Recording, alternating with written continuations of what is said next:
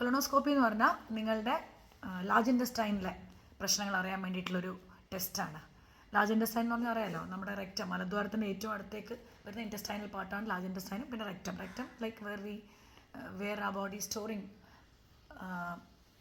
Excreta പറയാം. അപ്പം നമ്മുടെ ബോഡിയിൽ പുറത്തുള്ള പ്രശ്നങ്ങൾക്ക് നമുക്ക് കണ്ടറിയാം, ടെസ്റ്റ് ചെയ്തറിയാം. അതൊക്കെ കഴിഞ്ഞിട്ടും ഉള്ളിൽ എന്തെങ്കിലും പ്രശ്നങ്ങളുണ്ടെങ്കിൽ അതിന് ഇങ്ങനത്തെ ടെസ്റ്റുകൾ തന്നെ ആവശ്യമാണ്. കൊളോണോസ്കോപ്പി വേണ്ടി വരുന്നത് മോഷൻ്റെ എന്തെങ്കിലും പ്രശ്നങ്ങൾ ഒക്കെ സംഭവിക്കുമ്പോൾ ആണ്. അപ്പം നേഹനെ സംബന്ധിച്ച് അവൾ കുറേ കാലമായിട്ട് പുറത്തായതുകൊണ്ടും അത് പൂനെയിൽ ഹോസ്റ്റൽ ഫുഡ് ആയതുകൊണ്ടൊക്കെ മോഷൻ വാസ് നോട്ട് പ്രോപ്പർ. തിരിച്ചു വന്നപ്പം ഇതർ ലൂസ് മോഷൻ വരും, അല്ലെങ്കിൽ എന്താ സംഭവിക്കില്ല, നേഹ ലൂസ് മോഷൻ തന്നെയാണ് അല്ലേ? അത് തന്നെയാണ് മെയിൻ തിങ്. അങ്ങനെ വരാനുണ്ട്. അപ്പോൾ അതെന്താണെന്ന് അന്വേഷിക്കാൻ വേണ്ടി. ആൻഡ് വയറുവേദന, യു ഓൾവേസ് ഹാവ് വയറുവേദന ബട്ട് റെയർലി അല്ലേ? റെയർലി. അപ്പോൾ ഇത് രണ്ടും ആയപ്പം ചേച്ചി പറഞ്ഞു എന്തായാലും ഒന്ന് ഇവിടെ വന്ന് നിൽക്കല്ലേ, ചെക്കപ്പ് ചെയ്യുന്നു. അങ്ങനെ ചെക്ക് ചെയ്ത് അതിൻ്റെ ഫലമായിട്ടാണ് ഏറ്റവും അവസാനം കൊളോണോസ്കോപ്പിയും കൂടെ ചെയ്തേക്കാമെന്ന് വെച്ചത്. സോ ഇങ്ങനൊരു കാര്യം ചെയ്യുമ്പം ഇത്തരം ഫുഡ് ഹാബിറ്റ്സ് ഉള്ള ഒരാൾക്ക് ഇങ്ങനെ വന്നപ്പം അത് ഞങ്ങൾ പറയണ്ടേ.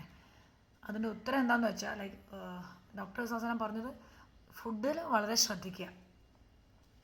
പുറത്തുനിന്ന് ഫുഡ് കഴിക്കുമ്പോൾ തീരെ പാടില്ല എന്നല്ല, പുറത്തുനിന്ന് ഫുഡ് കഴിക്കുമ്പം അത് ഏറ്റവും വൃത്തിയുള്ള ഫുഡാണെന്ന് ഉറപ്പ് വരുത്തുക, ഹെൽത്തി ആയിട്ടുള്ള ഫുഡാണെന്ന് ഉറപ്പ് വരുത്തുക. അതും ചുരുങ്ങുക സമയങ്ങൾ. അപ്പോൾ നേഹനെ സംബന്ധിച്ച് എനിക്കൊന്ന് 2000 യു വെൻറ്റ് ഓഫ് ബൈ 2019 അല്ലേ നേഹ?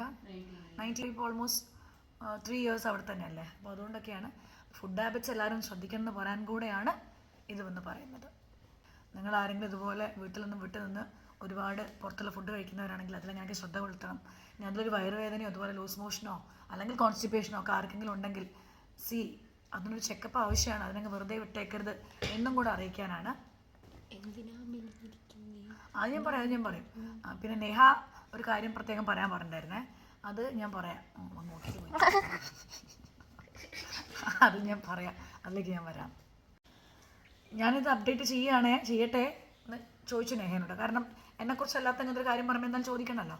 അപ്പോൾ ഞാൻ അമ്മയെ അപ്ഡേറ്റ് ചെയ്തിട്ടെങ്കിലും ഈ ആൾക്കാരുടെ ചോദ്യം ഒന്ന് നിൽക്കട്ടെ. അപ്പോൾ എന്താ ചോദിച്ചപ്പം എന്താ അങ്ങനെ മെലിഞ്ഞു പോയത്, നീ എന്തൊന്നും കഴിക്കാറില്ലേ, വീട്ടിലമ്മയൊന്നും ഉണ്ടാക്കി തരാറില്ലേ?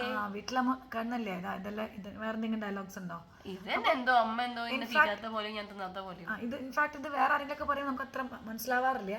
പക്ഷേ എനിക്കിപ്പോഴും അധികം മനസ്സിലാവില്ല. അപ്പോൾ അങ്ങനെ ചോദിച്ചപ്പോൾ എന്തായാലും ഉത്തരം പറഞ്ഞാൽ പോരെ, അല്ല അങ്ങനെ ഉണ്ടെന്ന് പറഞ്ഞാൽ പോരെ എന്ന് കരുതുന്നത്. പക്ഷെ ഇതിങ്ങനെ നിരന്തരമായി കേൾക്കുന്ന ഒരാൾക്ക് അത്ര ഈസി ആയിരിക്കില്ല. അപ്പം നേഹയ്ക്ക് അത്ര ഈസി ആവാത്തതുകൊണ്ടാണല്ലോ നേഹ അത് പറയണത്. അപ്പം നമ്മൾക്കില്ലേ അത്ര ഇൻറ്റിമസി ഉള്ള ഒരാളോട് നമുക്ക് എന്താ മെലിഞ്ഞു പോയേ, എന്തെങ്കിലും പ്രശ്നമുണ്ടോ ചോദിക്കാം. പക്ഷേ എത്ര ഇൻറ്റിമസി ഇല്ലാത്ത ആൾക്കാരോട് പോലും ഓർത്ത് നോക്കും, നമ്മൾ ഏറ്റവും ആദ്യം കാണുമ്പോൾ ആദ്യം പറയണത് അവരുടെ ഫിസിക്കൽ അപ്പിയറൻസിനാണ്. തടിച്ചു പോയല്ലോ, മെലിഞ്ഞു പോയല്ലോ, this is A first question അല്ലേ? പേഴ്സൺസിനെ പേഴ്സണലി മെൻഷൻ ചെയ്തുകൊണ്ട് ഫിസിക്കൽ അപ്പിയറൻസ് മെൻഷൻ ചെയ്തുകൊണ്ട് ഇങ്ങനെ പറയുമ്പം ചോദിക്കുന്നവർക്ക് ചിലപ്പോൾ മനസ്സിലാവില്ല. ഞാനങ്ങനെ എന്തെങ്കിലും ചോദിക്കാറില്ലെന്നാണ് തോന്നുന്നത്. അതർവൈസ് ഓൾസോ ഞാൻ ചോദിക്കുന്നത് എല്ലാം ചോദിക്കുന്ന രീതിയുണ്ട്. അതിനെവർ ആസോ എന്ത് തടിയാണ് കടിച്ചത്, കാണാൻ വയ്യല്ലോ എന്നുള്ള പോലെ, മെലിഞ്ഞ് എന്തെങ്കിലും പറ്റിയോ എന്നുള്ള പോലെയും ചോദിക്കാണ്ട്. അതും ആ ചോദ്യം ആരോടാ വരേണ്ടത്? വളരെ ഇൻറ്റിമേറ്റ് ആയിട്ടുള്ള പീപ്പിൾ തമ്മിൽ അല്ല ചോദിക്കുമ്പം നിഹാരിക എന്ത് പറ്റി, നല്ല മെലിഞ്ഞിട്ടുണ്ടല്ലോ, so is there any problem, ഭക്ഷണം കഴിക്കുന്ന കുറച്ചതാണോ അതല്ലെങ്കിൽ എന്തെങ്കിലും ഹെൽത്ത് ഇഷ്യൂസ് ഉണ്ടായിട്ടാണോ എന്ന് അങ്ങനെ ചോദിക്കുക. എന്തൊന്നും തിന്നാറില്ലേ, എന്താ ഇങ്ങനെ മെലിഞ്ഞിരിക്കണേ? അല്ല അതാ ഞാൻ പറഞ്ഞത്, എല്ലാം നമുക്ക് ചോദിക്കാം, പക്ഷെ ചോദിക്കുന്ന ഒരു രീതിയുണ്ട്. അല്ല പിന്നെ ഒന്നും കൂടി എന്നുവെച്ചാൽ മോസ്റ്റ് ഓഫ് ദ പീപ്പിൾ, ഇതിപ്പോ ഞാനും ഇത് തീരെ അനുഭവിക്കാത്ത ആളായിരുന്നു. കാരണം ഞാൻ പണ്ട് കാണാൻ അത്യാവശ്യം ഫിറ്റ് ആയിരുന്നു. പക്ഷെ ഇപ്പം തീരെ ഫിറ്റ് അല്ലാത്തതുകൊണ്ട് തന്നെ ഇപ്പോഴാണ് എനിക്കും ഇങ്ങനത്തെ ചോദ്യങ്ങൾ കിട്ടുന്നത്. സോ പണ്ട് എൻ്റെ വിചാരത്തിൽ ഇപ്പം എന്താ പറഞ്ഞാൽ പോരെന്നായിരുന്നു, അങ്ങനത്തെ ആൾക്കാർ ഒഴിവാക്കിയാൽ പോരെന്നായിരുന്നു. പക്ഷെ എത്ര ഒഴിവാക്കിയാലും ഇത് കേട്ടുകൊണ്ടിരിക്കുമ്പോൾ പ്രാന്താവും. ആണല്ലേ? അതിപ്പോൾ അവള് പറഞ്ഞ പ്രാന്താവും എന്നുള്ളതല്ലേ, എനിക്കത് മനസ്സിലാവുണ്ടായിരുന്നില്ല. അപ്പം നേഹ പറയുമ്പോൾ ആണല്ലോ ഞാനത് ശരിയാണെന്നുള്ളത് തോന്നേണ്ടത്. അപ്പം അങ്ങനെ തോന്നുന്നുണ്ടെങ്കിൽ നമുക്കതൊന്ന് വേണ്ടത്. എൻ്റെ മോളോടൊന്നും അല്ല കേട്ടോ, ഞാൻ അങ്ങനെ പറയുമ്പോൾ നിങ്ങൾക്ക് അറിയില്ല, അത് ഞാനിങ്ങനെ വന്ന് എടുത്ത് പറയണമെങ്കിൽ അത് എന്തുകൊണ്ടായിരിക്കുന്നല്ല. ഇങ്ങനെ കുറേ പേരുണ്ടാവില്ലേ ഇങ്ങനെ ചോദ്യം കേൾക്കുമ്പോൾ പ്രാന്താവുന്നവർ, മെലിഞ്ഞു പോയതിനോ വല്ലാണ്ട് തടിച്ചതിനോ, ഇനിയിപ്പോൾ അതില്ലെങ്കിൽ വല്ലാണ്ട് കറുത്തു പോയതിനോ, അല്ല അതിനൊക്കെ അല്ലേ ചോദിക്കുക. വേറെ എന്തിനാ, വേറെ അങ്ങനെ ഉണങ്ങിപ്പോയിന്നോ ശുഷ്കിച്ചു പോയിന്നോ, അങ്ങനെയൊക്കെയാണായിരിക്കും. അങ്ങനെ എന്ത് ചോദ്യങ്ങളാണെങ്കിലും അത് നമുക്ക് പോസിറ്റീവായിട്ടാണ് തോന്നുന്നതെങ്കിലും അത് മറ്റുള്ളവർക്ക് എങ്ങനെ തോന്നും എന്നുള്ളതും കൂടെ ഒന്ന് let's try to feel inside. Let's try not to